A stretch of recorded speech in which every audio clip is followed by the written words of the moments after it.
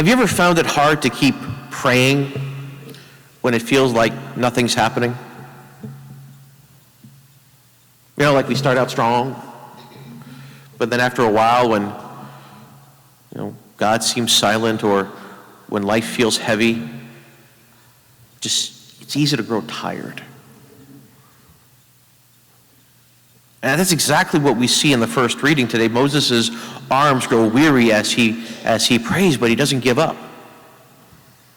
Aaron and hold them up for him, and because of that faithful perseverance, the people of Israel prevail. And the same message comes through in today's gospel. Jesus tells the story of the persistent widow who keeps returning to the judge, the type of guy who couldn't be bothered by anybody. I don't know why he's a judge to begin with, but she keeps returning to him until she gets justice.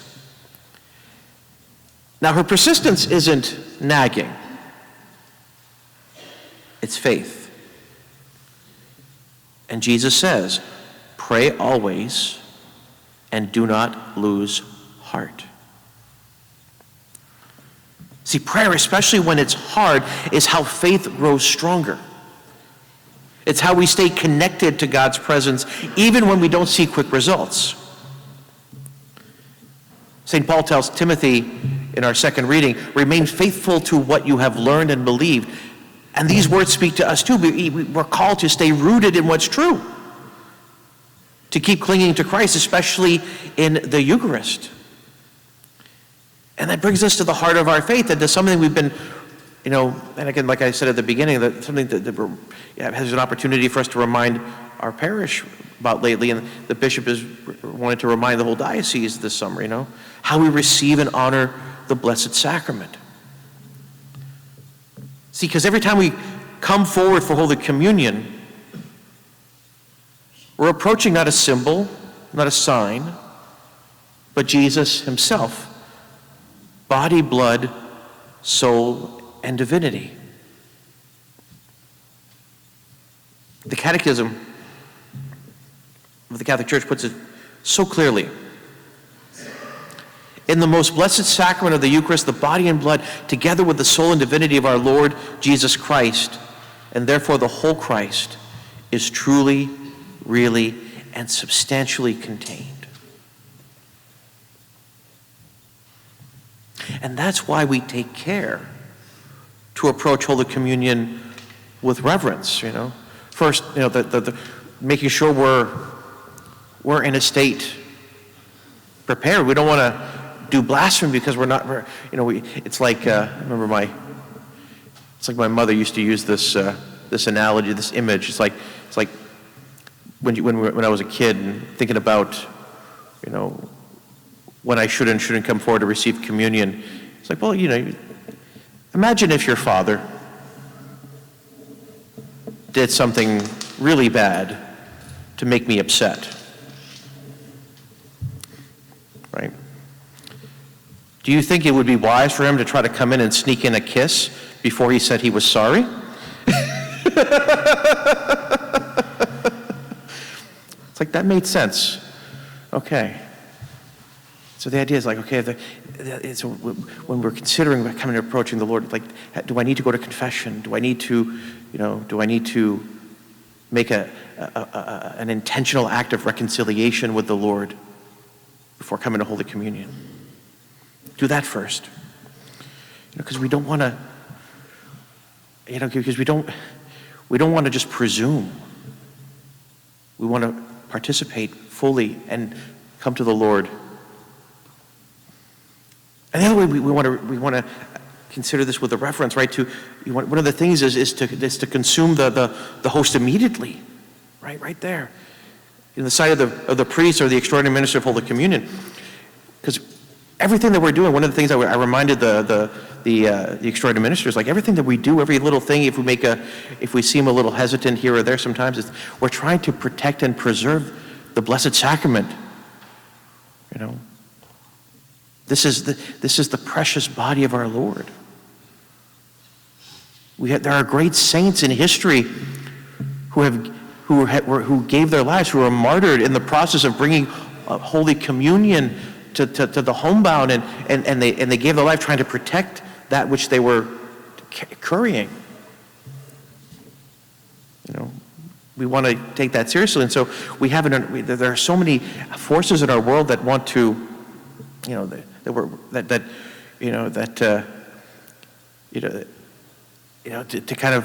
do blasphemy against the Blessed Sacrament. There are places around the world, there are people that are coming to receive that are trying to steal the Blessed Sacrament and take it home to do irreverent things with it. So we're trying to be mindful of that. So if for whatever reason, if you notice that one of us kind of holds you and says, hey, do you mind consuming it right here? It's for that reason. It's for that reason. I remember there was one time someone was going through after Mass and going through the pews and to kind of resettling the books and picking up things that had been left behind, pulling out some bulletins and things like that. And she found one of the hosts kind of nudged like a bookmark in one of the hymn books. It's like, it's like things like that. We're trying to prevent that. We're trying to preserve and protect. So it's one of these things to think about. When to be mindful of when we're coming to receive, whether you're coming to receive on the tongue or in the hand, to be present, to give a solid place for us to distribute the Blessed Sacrament, right? A nice firm hand, together, so you're protecting. We don't want to drop. When on the tongue, give a nice little landing pad for us to just to place the Blessed Sacrament down, right? To remain silent and prayerful, especially when the tabernacle's open. So, sometimes, sometimes before Mass or after Mass, the sacristans or even the extraordinary ministers who are going to the homebound, they'll be standing and to collect their little pyxes, these little containers with the Blessed Sacrament to go to the homebound. And the Blessed Sacrament, if the tabernacle's open, we're to be mindful and reverent and attentive, right? Thinking, being aware. All these little things. Because every small act of reverence, whether it's a genuflection, a bow, a moment of silence, it's a prayer of love offered to the Lord who is present among us. See, St. Augustine once said, no one eats that flesh without first adoring it. We would sin were we not to adore it. And so that's a powerful reminder. Before we receive Jesus, we adore him. We recognize who he is. We recognize who it is that we are receiving. Because we don't just take communion. Because communion's a gift. It's not an entitlement. None of us are entitled to it. It is a gift. And so we welcome. We welcome the gift. Sometimes we want to come surprised. It's like going to Christmas, not expecting to receive a gift, and then oh my goodness, whatever it is we received, it's like I wasn't expecting it. Even if it's a pair of socks, it's like, oh my goodness, this is the best thing ever, because it was out of nowhere and out of expectation. So today, as we approach the altar, let's remember that perseverance in prayer and reverence in worship go hand in hand.